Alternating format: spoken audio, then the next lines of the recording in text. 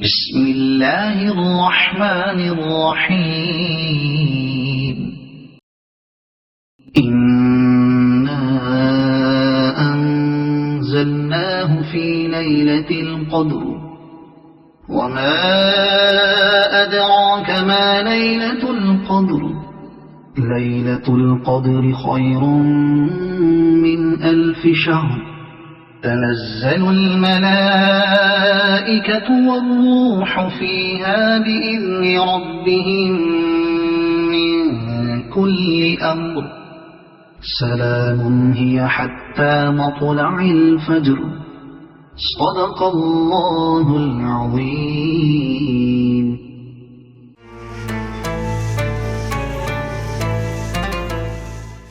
اعوذ باللہ من الشیطان الرجیم. شہر رمضان الذی انزل فیہ القرآن ھدی للناس وبینات من الھدی والفرقان. رب اشرح لی صدری ویسر لی امری واحلل عقدۃ من لسانی یفقہوا قولی. معزز سامعین اکرام، سلام رمضان کی BU TV کی اسپیشل ٹرانسمیشن کے ساتھ میں doctor Musa Lakhani, assistant professor department of Islamic studies, ایک بار پھر حاضر ہوں. سب سے پہلے تو میں آپ تمام سامعین کا، ناظرین کا شکریہ ادا کرنا چاہتا ہوں کہ آپ لوگوں نے BU TV کی اسپیشل ٹرانسمیشن کو بھرپور پذیرائی دی، پسند کیا اور پھر ہمیں اپنے میسیجز کے ساتھ خصوصی طور پر یہ باور کرایا کہ ہمیں اس طرح کے پروگرامز کو مزید کرتے رہنے کی ضرورت ہے. سامعین اکرام، رمضان المبارک کا بابرکت مہینہ اب اپنے آخری عشرے میں داخل ہو چکا ہے، اور یہ جو آیت آپ نے، یہ جو سورت آپ نے پہلے سنی، اس کی تلاوت اس پروگرام کے شروع میں ابتدا میں ہوئی ہے، یہ سورت اس آخری عشرے کے حوالے سے بڑی اہمیت کی حامل ہے. اللہ رب العزت نے اس میں ایک ایسی بابرکت رات کا ذکر کیا ہے جس رات کے بارے میں ارشاد فرمایا کہ لیلۃ القدر خیر من 1000 شہر، کہ یہ رات ایک ایسی رات ہے جو کہ 1000 مہینوں سے بہتر ہے. یعنی اس کے اندر کیے جانے والے اعمال وہ 1000 مہینوں کی عبادتوں سے، ان اعمالوں سے بہتر ہے کہ جو شخص کر سکے. نبی اکرم صلی اللہ علیہ وآلہ وسلم اپنی ذات میں ہمارے لیے بہترین اسوہ حسنہ ہے، بہترین نمونہ ہے. حضرت ابو ہریرہ رضی اللہ تعالیٰ عنہ فرماتے ہیں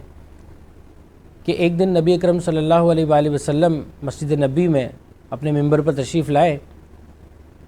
تو ہر سیڑھی کو چڑھتے کے ساتھ آمین کہتے تھے. آپ صلی اللہ علیہ وسلم نے 3 دفعہ آمین کہا تو صحابہ اکرام نے سوال کیا کہ آپ نے 3 دفعہ آمین آمین آمین کہا تو نبی اکرم صلی اللہ علیہ وسلم نے ارشاد فرمایا کہ جبریل امین میرے پاس تشریف لائے اور مجھ سے انہوں نے 3 لوگوں کے بارے میں بد دعا فرمائی. اب جبریل امین علیہ السلام جب نبی اکرم صلی اللہ علیہ وسلم کے پاس تشریف لاتے ہیں تو اس کا مقصد یہ کہ وہ اللہ رب العزت کی طرف سے بھیجے گئے ہیں، اور یہ 3 بد دعائیں نبی اکرم صلی اللہ علیہ وسلم کو اللہ رب العزت کی طرف سے بھیجی گئیں، جس پر آپ صلی اللہ علیہ وسلم سے کہا گیا کہ آپ آمین کہیں. جس میں سے ایک شخص وہ شخص ہے اس کے بارے میں فرمایا من ادرک شہر رمضان، کہ جس نے رمضان کا مہینہ پایا اور اس نے اپنی مغفرت نہیں فرمائی.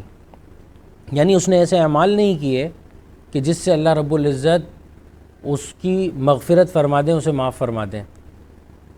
ہم جانتے ہیں کہ ہر ایک شخص ہم میں سے وہ خطاؤں کا پتلا ہے، سیاہ کار ہے، خطا کار ہے،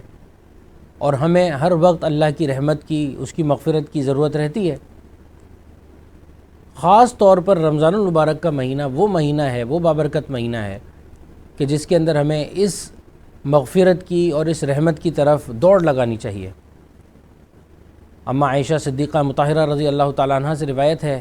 اور وہ بیان فرماتی ہے نبی اکرم صلی اللہ علیہ وآلہ وسلم کے رمضان المبارک کے آخری 10 دنوں کے حوالے سے کہ آپ صلی اللہ علیہ وسلم کمر کس لیا کرتے تھے اور آندھی اور طوفان کی طرح اپنے مال کو خرچ کیا کرتے تھے اللہ کی راہ میں. اس کے علاوہ ہم مزید عبادات کو اور نبی اکرم صلی اللہ علیہ وسلم کی سنتوں اور اعمال کو جانتے ہیں کہ نبی اکرم صلی اللہ علیہ وآلہ وسلم خصوصی طور پر رمضان المبارک کے آخری 10 دنوں میں عبادات صدقات، خیرات اور اپنے معمولات کو تبدیل فرمایا کرتے تھے۔ اور یہی چیز محدثین کی زندگیوں میں بھی ہم نے دیکھی، یہاں تک کہ امام بخاری کے بارے میں آتا ہے، بڑے محدث گزرے ہیں جنہوں نے صحیح البخاری لکھی، کہ وہ رمضان المبارک کے آخری 10 دنوں میں اپنے دروس کو موقوف کر دیا کرتے تھے، پاز کر دیا کرتے تھے، اور خصوصی طور پر قرآن کی طرف متوجہ ہو کر اس پہ تدبر، اس کی تلاوت، اس پر دھیان دیا کرتے تھے۔ تو بحیثیت مسلمان ہماری ذمہ داری ہے کہ ہم ان آخری 10 دنوں کو اسپیشلی پلان کریں اور خصوصی طور پر اللہ کی رحمت اور اللہ کی مغفرت کے لیے اس آخری عشرے کے اندر محنت کریں۔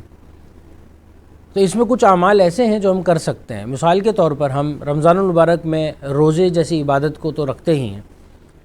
روزے کو آبزرو کرنا، فاسٹنگ کو آبزرو کرنا، یہ ہم سب پر فرض ہے، مسلمانوں پر جن پر فرض کیا گیا ہے۔ تو اس میں خصوصی خشوع و خضوع کا اہتمام کیا جائے، ان تمام چیزوں سے بھی بچا جائے، ان تمام غلطیوں سے بچا جائے جو پچھلے 20 دنوں میں ہم سے ان روزوں کے درمیان ہو گئی اور جن کا ہمیں ادراک ہوا۔ اب خصوصی طور پر آخری 10 دنوں میں خیال رکھنا ہے کہ اس حوالے سے غلطی نہ ہو۔ جہاں ہم فرض نماز اور تراویح کا اہتمام کر رہے تھے، وہاں پر اب خصوصی طور پر نوافل کا اہتمام کرنے کی مزید ضرورت ہے۔ نماز تراویح رات میں عشاء کے بعد پڑھی جانے والی نماز، اور پھر اس کے بعد مزید اہتمام کریں کہ رات کو جاگ کر اللہ کی بارگاہ، اللہ کے حضور میں، سیکلوژن میں، اکیلائی میں، تنہائی میں کھڑے ہو کر اللہ رب العزت کے قرآن کی تلاوت کی جائے، اور پھر اس کے بعد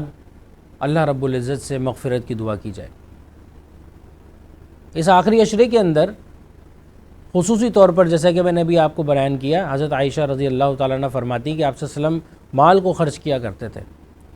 اور مومنین کی جو صفات بیان کی اللہ رب العزت نے قرآن میں سورۃ البقرہ کے ابتدائی حصے میں ہم دیکھتے ہیں، الذین یؤمنون بالغیب ویقیمون الصلاۃ ومما رزقناہم ینفقون، کہ یہ ایمان لانے والے وہ لوگ ہیں جو غیب پر ایمان لاتے ہیں، نمازوں کو قائم کرتے ہیں، یقیمون الصلاۃ ومما رزقناہم ینفقون، اور اللہ رب العزت نے جو انہیں مال عطا کیا ہے، جو رزق عطا کیا ہے، اس میں سے اللہ کی راہ میں خرچ کرتے ہیں۔ اللہ کی راہ میں خرچ کرنے سے مراد یہ ہے کہ ہم ان فقراء، ان یتامہ، ان مساکین، ان ذوی القربہ تک اپنے مال کو پہنچائیں جو ضرورت مند ہیں، جو محتاج ہیں بالاولیٰ، اور اس کے علاوہ عمومی طور پر بھی معاشرے کے اندر جو لوگ ضرورت مند ہیں ان تک اپنے مال کو، ان کی ضروریات کو پورا کرنے کے لیے، ان کی محتاجی دور کرنے کے لیے مال کو پہنچایا جائے۔ سورۃ المدثر کے اندر اللہ رب العزت ارشاد فرماتے ہیں، ما سلککم فی سقر، قیامت کے دن کا منظر کھینچا، اور اس وقت جہنم کی آگ میں جلنے والے لوگوں سے یہ سوال کیا جا رہا ہے، سوال کرنے والا پوچھ رہا ہے، ما سلککم فی سقر، تمہیں اس آگ میں کس چیز نے ڈال دیا، اس جلتی ہوئی دہکتی ہوئی آگ میں؟ کہیں گے قالوا لم نک من المصلین، کہ ہم نماز نہیں پڑھتے تھے،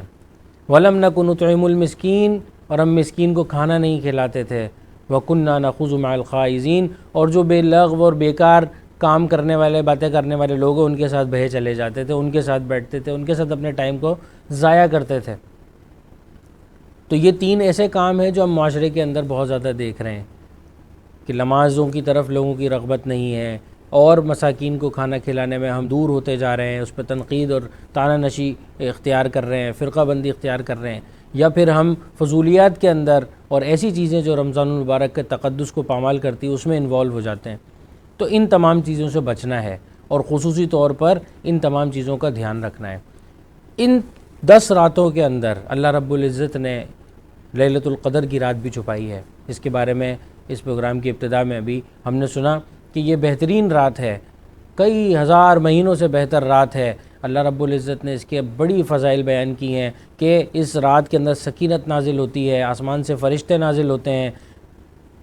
تنزل الملائکۃ والروح فیہا بإذن ربہم من کل امر سلام ہی حتی مطلع الفجر، سلامتی ہوتی ہے، پیس ہوتا ہے، امن ہوتا ہے، بڑا ہی اچھا موقع ہے مسلمانوں کے لیے، مومنین کے لیے کہ وہ اپنی مغفرت فرما لیں۔ اس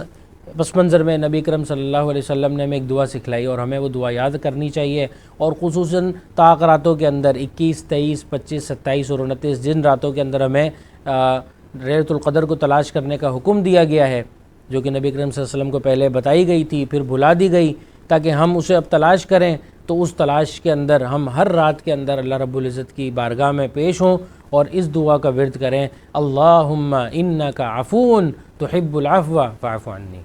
اے اللہ تو معاف فرمانے والا ہے، تو محبت کرتا ہے معافی کو، انک عفون تحب العفو فاعف عنی، پس تو ہمیں معاف فرما دے۔ تو اللہ رب العزت سے دعا کرتے رہیں کہ اللہ رب العزت اس بابرکت مہینے کی برکات اور فیوز کو سمیٹنے کی بہترین انداز میں ہمیں توفیق عطا فرمائے۔ اقول قولی ھذا واستغفر اللہ لی ولکم ولسائر المسلمین واستغفروہ انہ هو الغفور الرحیم۔ السلام علیکم ورحمۃ اللہ وبرکاتہ۔